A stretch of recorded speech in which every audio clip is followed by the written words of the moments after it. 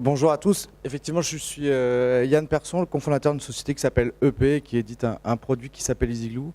On n'est pas à proprement parler des spécialistes de la domotique ou de l'IoT, mais en revanche, on travaille depuis un peu plus de 10 ans dans la problématique de l'habitat.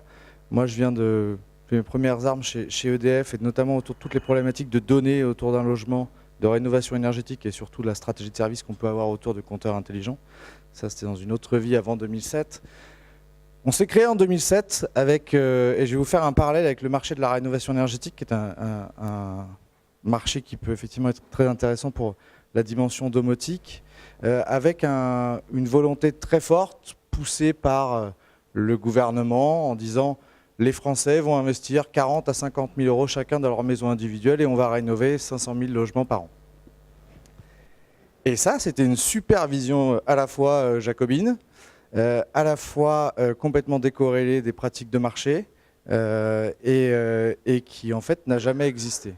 Pourquoi ça n'a jamais existé? Et ce marché, je pense que tout le monde l'attend encore. Pourquoi ça n'a jamais existé? Parce qu'on a juste oublié que la maison est le dernier espace de liberté en France, donc les gens font quand même ce qu'ils veulent, et à part leur dire que ils ne vont certainement pas investir 50 000 euros pour lutter contre le réchauffement climatique. Ce n'est absolument pas un déclencheur d'action. Ça marche très bien dans les dîners en ville, mais ça ne marche en aucun cas une fois qu'on est rentré chez soi. Entre refaire sa cuisine ou sauver la planète, les gens aujourd'hui choisissent plutôt la nouvelle cuisine. Ça, c'est le premier point. Le deuxième point, c'est qu'il ne faut pas oublier non plus quelque chose, c'est que les gens n'investissent pas 50 000 euros d'un coup, mais ont plutôt une tendance, de manière générale, à faire évoluer leur maison en plusieurs étapes. Pourquoi je dis ça?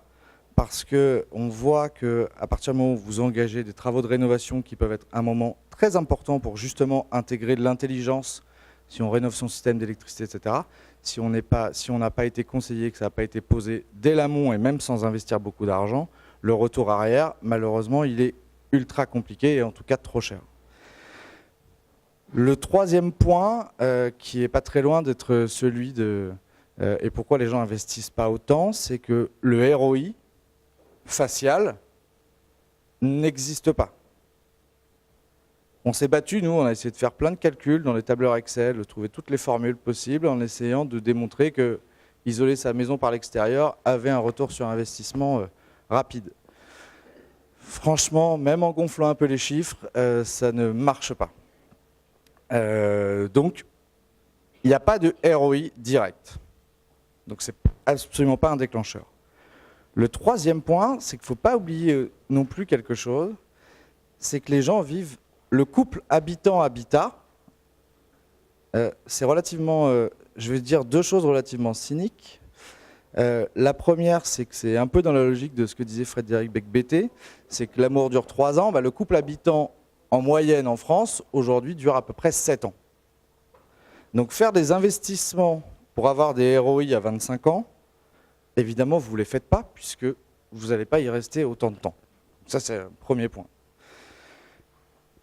Le deuxième sujet, qui est malheureusement triste, c'est que les maisons, souvent, elles étaient construites avant qu'on soit né, et elles seront certainement debout après qu'on soit mort. C'est triste, mais en principe, les maisons bien faites, en tout cas les logements de manière générale, ont une durée de vie beaucoup plus longue que nous. Donc une fois qu'on fait tous ces constats, nous on a accompagné quand même un peu plus de 110 000 chantiers de rénovation énergétique, de 2007 à 2014. Et en fait, on s'est dit, ok, c'est génial ce qu'on fait, parce qu'on aime bien, c'est pour l'ego, mais au final, à quoi on contribue, qu'est-ce qu'on change, et comment pense un client auprès de sa maison.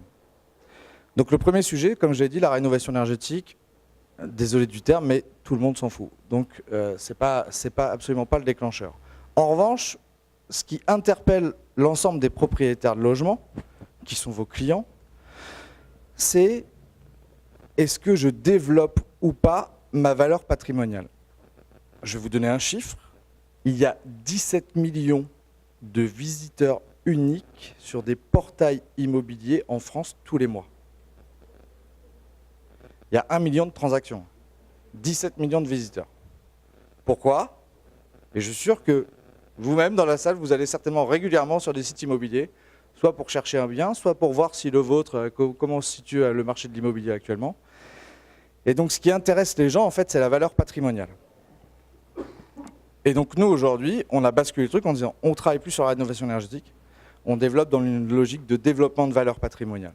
Parce que si j'investis 25 000 € dans l'ITE, la question est de savoir, est-ce que ma maison a pris 10 000 € de valorisation ou est-ce qu'elle en a pris 40 000 ?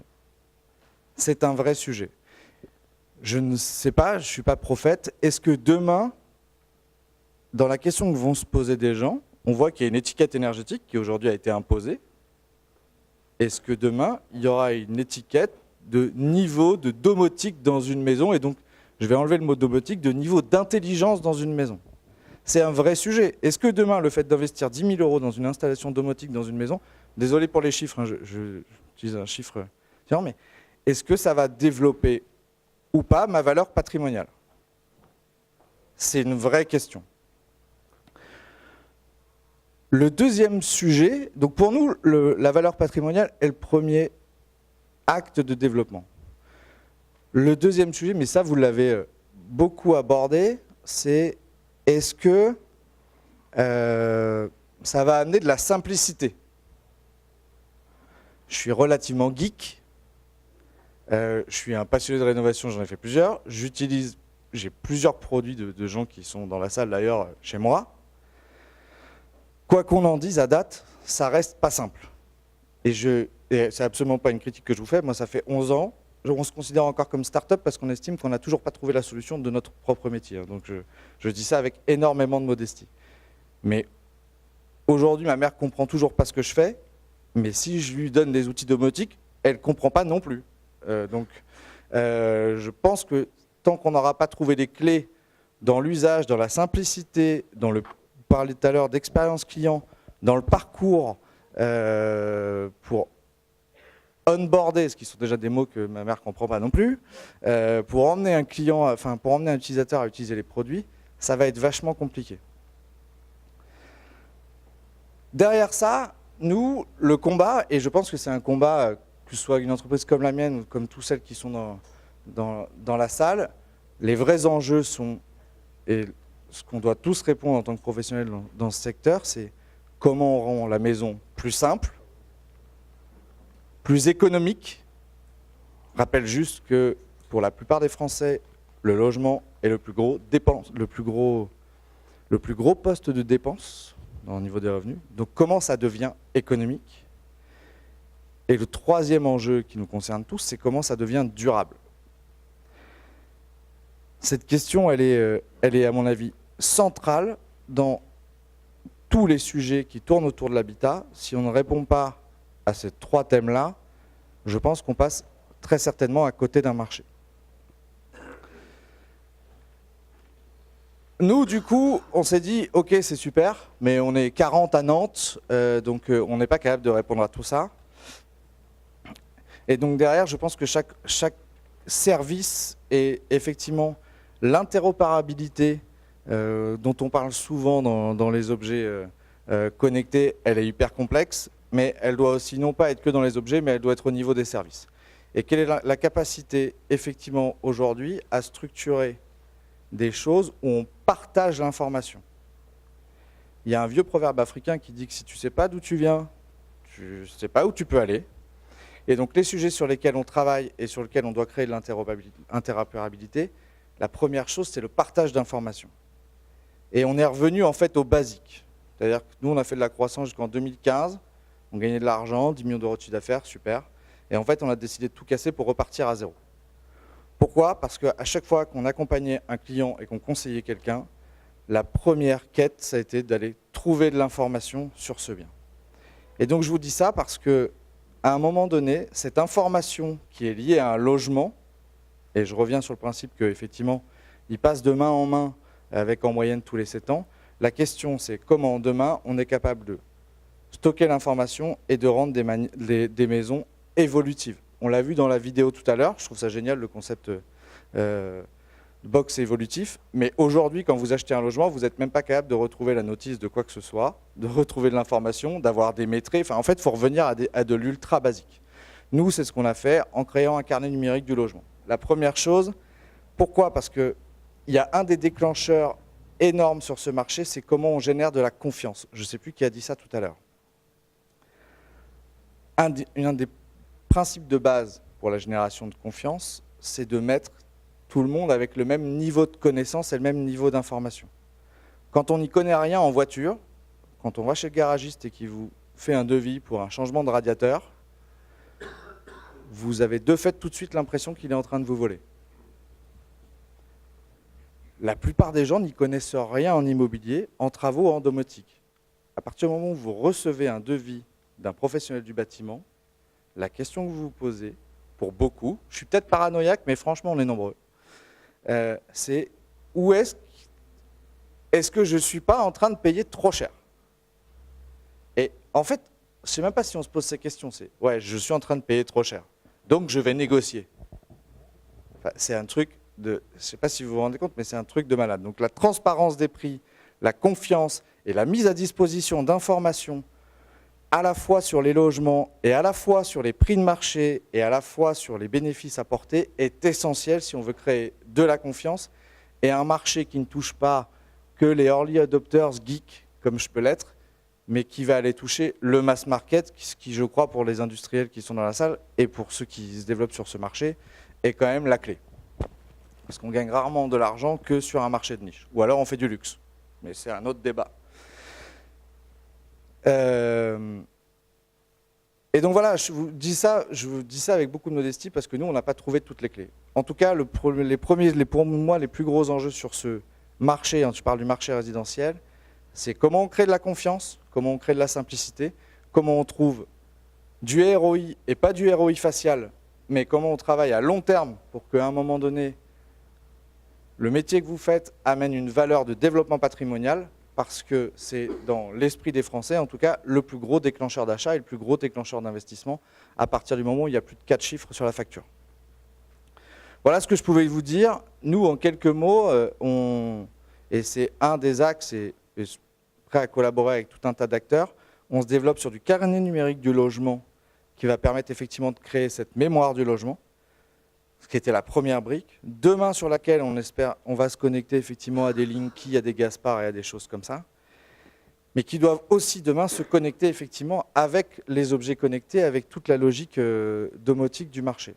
Je pense que s'il n'y a pas un travail en commun réalisé dans une logique de transfert d'informations et de connaissances, on n'y arrivera pas. Et je vais terminer juste sur un dernier point, qui est dans l'expérience client. N'oubliez jamais un truc, et c'est un exemple qui fonctionne très bien dans les restaurants. Quand une personne vit une mauvaise expérience dans un restaurant, elle en parle à 10 personnes. Quand une personne mange bien dans un restaurant, au pire, elle va en parler à 2 ou 3. Donc la capacité d'accompagnement du client, d'expérience, mais surtout de suivi sur le moyen terme, est essentielle si on veut, entre guillemets, que ce marché s'évangélise. Juste une réflexion, parce que tu as ouvert une question et ça m'évoque des choses sur la valeur patrimoniale. Ouais. Nous, ce qu'on constate, c'est que malheureusement, encore aujourd'hui, une maison domotique ne va pas mieux se vendre ni plus cher qu'une maison pas domotique. Donc c'est un problème. Par contre, et ça c'est la tendance évidente, c'est qu'une maison qui n'est pas prête pour la domotique, qui n'est pas préparée, qui n'a pas été conçue, ou qui n'est pas prédisposée, a beaucoup moins de valeur et surtout aura beaucoup moins de valeur au fil du temps en fait. Donc c'est là-dessus qu'il faut travailler, je pense. Mais c'est clair, mais en fait, si je me permets de faire ce parallèle, c'est uniquement parce on a vu exactement la même chose dans la rénovation énergétique. Je prends un exemple. Tu rénoves une maison et tu y mets des matériaux de qualité. Prends les matériaux de qualité. On va prendre un exemple. Tu vas mettre un parquet en pointe hongroise, etc., à 250 € du mètre carré. Et tu vas aller mettre un parquet brut à 80 €. Peut-être que tu vas toucher un aficionados de la pointe hongroise, qui du coup le mec va se dire putain c'est génial, il y a une pointe hongroise, donc tu génères le coup de cœur, mais le pourcentage de chance que tu tombes sur un amoureux de la pointe hongroise est quand même relativement faible. Et tu as exactement le même principe. Dans une baraque à 250 000 €, tu fous une cuisine à 50 000 €, tu ne retrouveras jamais les 50 000 €. Tu aurais mis une Ikea, fondamentalement, tu vas vendre un peu plus cher, mais tu ne couvres pas ça. Parce que aujourd'hui, la domotique et les objets connectés c'est du nice to have. En aucun cas, on est dans du must have. Sur du maintien à domicile. Comment ? Sur du maintien à domicile, c'est... Oui, alors, je parle, et encore une fois, je parle comme un néophyte. Mais c'est pas encore un déclencheur. La maison demain, effectivement, qui sera même préparée, elle aussi, à l'accompagnement au vieillissement, etc., aura une valeur, de fait. Mais aujourd'hui, elle n'existe pas encore dans les chiffres. Sauf, ce que je dis là n'est pas de dire il faut communiquer comme ça auprès du client. En tout cas, il faut se préparer, si on veut que ça se massifie, à ce qu'à un moment donné, ça se retrouve dans un ROI certainement plus patrimonial que ROI court terme ou plaisir. Le plaisir, je le mets de côté parce qu'on est tous prêts à dépenser beaucoup d'argent pour le plaisir. Tu as abordé un sujet qui est extrêmement intéressant, qu'on connaît mal, mais tu vas me corriger. Dès 2020, tous les logements neufs devront être accompagnés d'un carnet numérique du logement. Oui, je ne sais plus qui parlait de loi Elan tout à l'heure. Effectivement, ça a été voté dans la loi Elan. Donc, effectivement, au 1er janvier 2020, je crois qu'il y a une petite subtilité, parce qu'il n'y a pas encore la décret, mais tous les permis de construire déposés à partir du 1er janvier 2020 devront être livrés avec un carnet numérique du logement. Je crois qu'il y a des gens dans la salle qui doivent travailler sur ce sujet-là. Ça a été mené par l'État. Aujourd'hui, nous, on va livrer, parce que tu as toujours une réglementation et tu as ceux qui prennent de l'avance d'un point de vue marketing. Donc nous, on va livrer nos premiers immeubles et premières maisons individuelles là, à partir d'avril. Et j'avoue que les questions qui se posent, quand tu discutes avec des promoteurs ou avec des constructeurs, etc., c'est « Ok, mais du coup, est-ce que ça va être branché à Linky, à Gaspard, et du coup, on va avoir aussi ce suivi énergétique ?» Et je pense que vraiment le coup d'après, le sujet d'après, c'est d'être capable, dans ce carnet, dans cette mémoire du logement, de venir y récupérer de l'information d'usage qui viendra de ces objets connectés. Non pas en centralisation d'outils et d'interfaces d'usage, mais en tout cas en collecte d'informations pour avoir une vision de comment vit ce logement. Ou d'alerte, ou de notification. Etc. Alors je parle du carnet numérique parce que je refais, vous allez me trouver un peu lourd, mais pour nous c'est essentiel, le lien avec le référentiel AFNOR, prestataire Smart Home de confiance. On a mis deux choses qui vont te plaire. Un, c'est la transparence des prix. Le professionnel doit être transparent. Et deux, c'est l'obligation de remettre un DOE, donc un dossier avec toutes les informations d'usage, voire des informations dynamiques que tu décris. Donc ça, c'est un professionnel qui ne le ferait pas, ne serait pas éligible à un prestataire de confiance. Et tu vois, c'est là où je pense qu'on va tous y gagner. Parce que demain, tu as acheté une maison, tu as fait un début d'installation domotique. Tu l'as prévu pour pouvoir être évolutif là-dessus. Si tu as un nouveau domoticien, tu t'as revendu ta maison, déjà, il y a un truc, le meilleur concept marketing, et c'est à ça aussi que ça sert. Le meilleur concept marketing que moi j'ai vu, c'est l'étiquette du chauffagiste sur la chaudière. Parce que tu retrouves toujours le nom. Et le carnet numérique, il va servir aussi à ça. Si tu laisses les plans avec les bons DO, etc., l'impact n'est pas que dans le fait d'avoir été sympa et d'avoir laissé les documents pour la personne d'après. C'est que toi, une fois que tu auras revendu la maison, soit tu l'auras donné en format numérique, soit au pire dans une boîte à chaussures, au nouvel acquéreur. Et ben, le nouvel acquéreur, il va faire quoi? Et ben, il va appeler le mec qui a fait l'installation au départ. Plutôt que d'en faire venir un nouveau qui va devoir tout réapprendre, il vaut mieux capitaliser. C'est ce que font très bien les chauffagistes.